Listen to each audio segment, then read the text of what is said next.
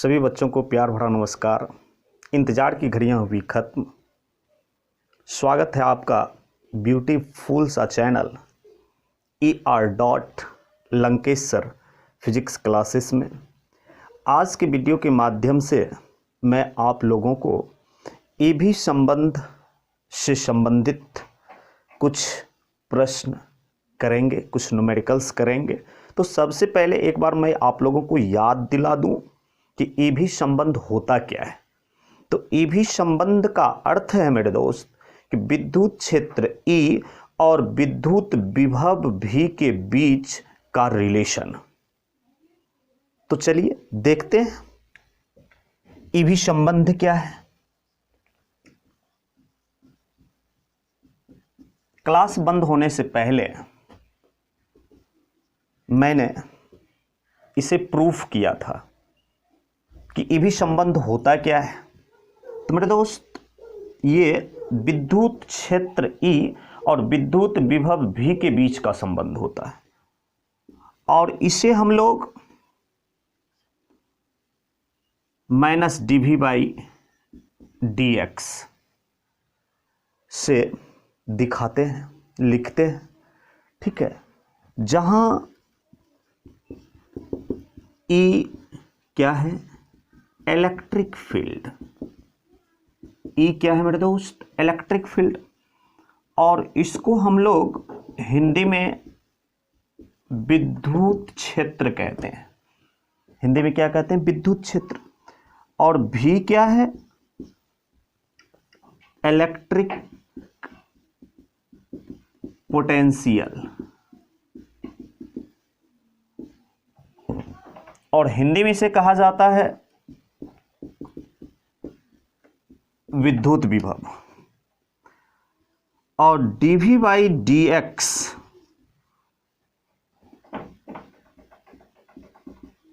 Potential gradient, जिसको हिंदी में कहा जाता है विभव प्रवणता। तो ये है आपका EV संबंध। E बराबर -dV/dx। E क्या है? इलेक्ट्रिक फील्ड, विद्युत क्षेत्र। V इलेक्ट्रिक पोटेंशियल, विद्युत विभव। dV/dx क्या? पोटेंशियल ग्रेडियंट, विभव प्रवणता। और मेरे दोस्त, इलेक्ट्रिक पोटेंशियल, विद्युत विभव एक अदिश राशि होता है। कैसा राशि? अदिश राशि। लेकिन मेरे भाई, पोटेंशियल ग्रेडियंट, विभव प्रवणता एक सदिश राशि होता है। कैसा राशि होता? सदिश राशि होता है। कहने का मतलब है कि विभव प्रवणता में परिमाण के साथ साथ दिशा भी होगा, लेकिन विद्युत विभव में केवल क्या होगा? परिमाण होगा। जिसमें परिमाण होता है उसे अदिश कहते हैं, जिसमें परिमाण और दिशा दोनों होता है उसे क्या कहा जाता है? सदिश कहा जाता है। ठीक है, तो आपसे अगर कोई पूछे कि विभव प्रवणता एक सदिश राशि है या अदिश राशि, तो आप बेहिचक कहेंगे कि विभव प्रवणता एक सदिश राशि है। क्यों? क्योंकि विभव प्रवणता dV/dx एक सदिश के बराबर है। किसके बराबर है? सदिश के बराबर। सदिश ही सदिश के बराबर हो सकता है, कभी सदिश अदिश के बराबर नहीं हो सकता है। तो इसीलिए मेरे दोस्त, हम यहां पर कहेंगे कि विभव प्रवणता एक सदिश राशि है, लेकिन विद्युत विभव एक कैसा राशि है? अदिश राशि है। तो चलिए, इस पर हम लोग इस EV संबंध पर कुछ प्रश्न करेंगे, क्योंकि बोर्ड एग्जामिनेशन में बार बार इस पे प्रश्न पूछे जाते हैं, पूछने की संभावना रहती है। ठीक है, तो आगे हम लोग देखते हैं, इस पर एक प्रश्न करते हैं हम लोग EV संबंध पर।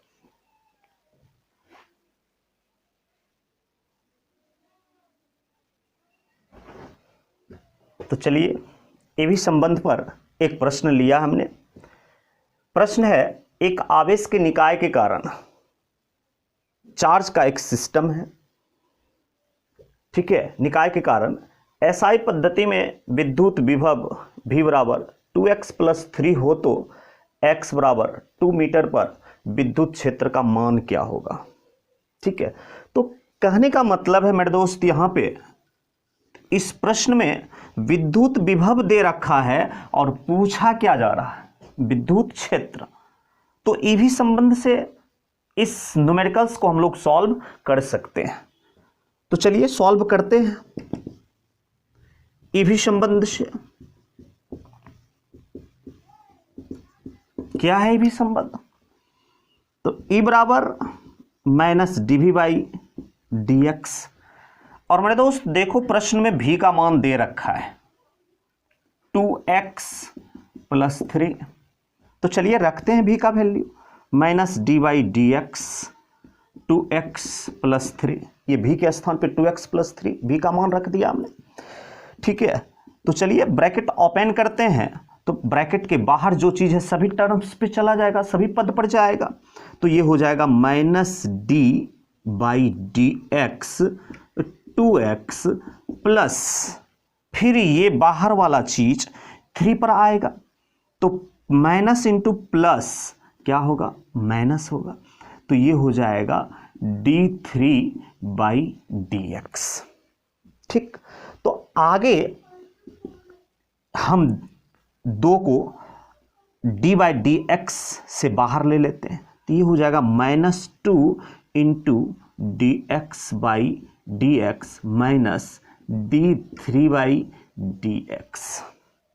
ठीक है, आगे इसे सॉल्व करने के लिए हमें मैथमेटिक्स के डिफरेंशिएशन की कुछ फॉर्मूला की आवश्यकता पड़ेगी। तो चलिए हम साइड में लिखते हैं, नोट में NOTE नोट। नंबर 1 अवकलन का फॉर्मूला है, ये अवकलन के ही फॉर्मूला से आगे सॉल्व होगा। मैथमेटिक्स में हमें डिफरेंशिएशन पढ़ना होता है, डिफरेंशिएशन के कुछ महत्वपूर्ण सूत्र हैं, फॉर्मूला हैं, जिसका उपयोग भर्बली फिजिक्स में होता रहता है। ठीक है, तो मेरे दोस्त वो सूत्र है, वो फॉर्मूला है आपका dx⁻n/dx = nx⁻n-1। दूसरा फॉर्मूला dx/dx = 1 और तीसरा फॉर्मूला dc/dx = 0 जब c क्या हो, नियत, अर्थात नहीं बदल रहा हो, नहीं बदलने वाला चीज हो c, तब उसका अवकलन अर्थात d/dx कितना हो जाएगा, 0 हो जाएगा। तो इस 3 फॉर्मूला का बार बार यूज होता रहता है हमारे फिजिक्स में, तो ध्यान रखेंगे इनका। ठीक है, चलिए सॉल्व करते हैं। -2 का -2 dx/dx देख लीजिए, सेकेंड फॉर्मूला पर आधारित है, ये सेकेंड फॉर्मूला पर ये आगे सॉल्व होगा। तो dx/dx कितना होता, 1, तो -2 इंटू क्या हो जाएगा, 1 माइनस, अब देखो यहाँ पे, ठीक है, c जब क्या हो, नियत, तो उसका dy/dx कितना हो जाता है, 0 हो जाता है। तो ठीक उसी प्रकार से मेरे दोस्त जितने भी संख्यात्मक मान होते हैं उसको हम लोग नियत मानते हैं, कांस्टेंट लेते हैं। तो इसीलिए c के स्थान पे यहाँ पे क्या है, 3, तो अर्थात ये जो सॉल्व होगा तीसरे नंबर के फॉर्मूला पर। ठीक है, तो इसीलिए dc/dx c नियत हो तो 0, तो d/dx 3 नियत होगा, तो इसीलिए इसका अवकलन कितना हो जाएगा, 0 हो जाएगा। तो ये 0 माइनस 0 हो जाएगा यहाँ पे। तो बताओ ये कितना हो गया, -2। तो इसलिए मेरे दोस्त E बराबर यहाँ पे हो जाएगा, E = यहाँ पे हो जाएगा -2।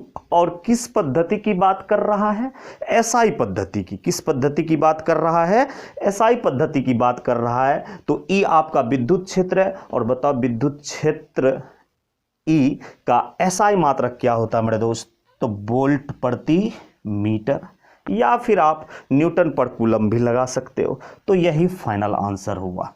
ये क्वेश्चन आपके बोर्ड एग्जामिनेशन में पूछा गया है, ये क्वेश्चन आपके बोर्ड एग्जामिनेशन में पूछा जा चुका है। तो चलिए, तो इस प्रकार से हमने देखा कि ए भी संबंध से भी दिया हो तो ई कैसे ज्ञात करेंगे, भी दिया हो तो ई कैसे ज्ञात करेंगे। तो चलिए आगे हम लोग एक और सवाल लेते हैं इस पर। ठीक है,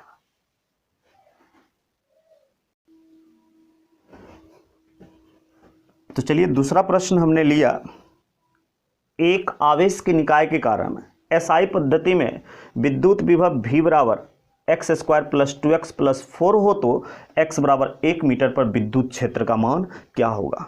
ये भी संबंध पर आधारित प्रश्न है।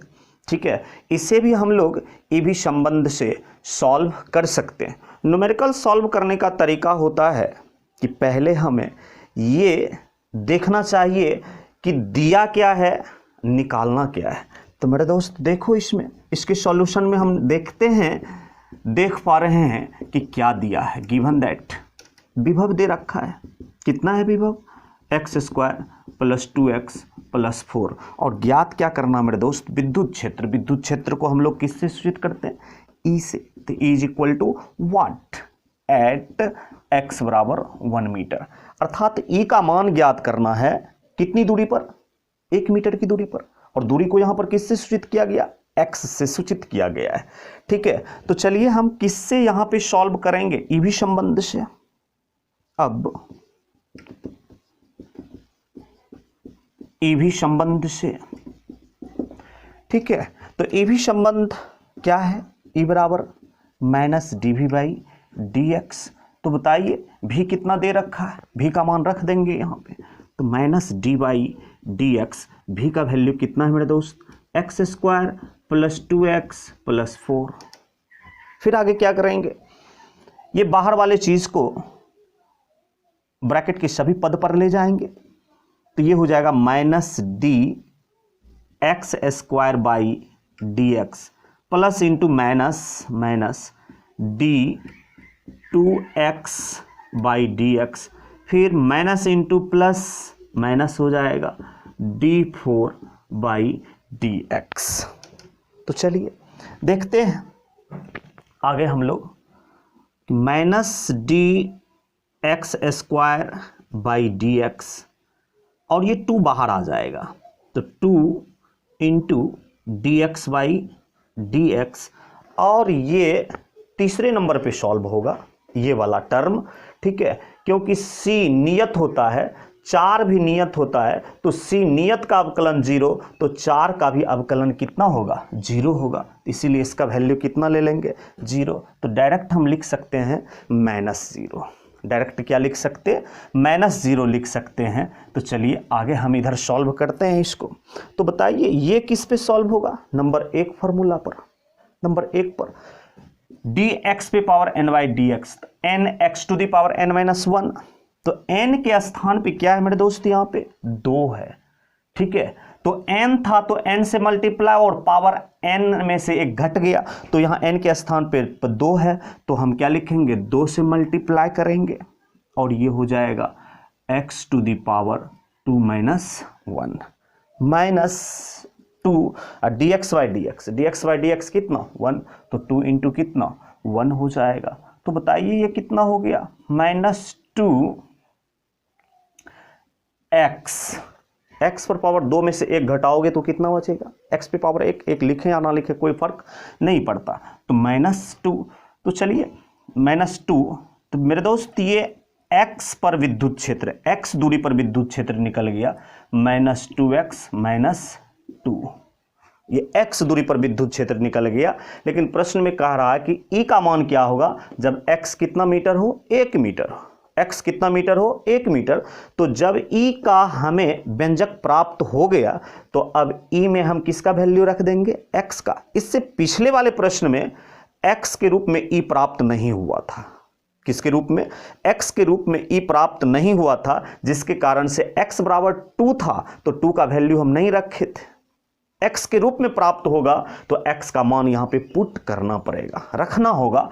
तो मेरे दोस्त अब हम निकालेंगे E एट x = 1 मीटर।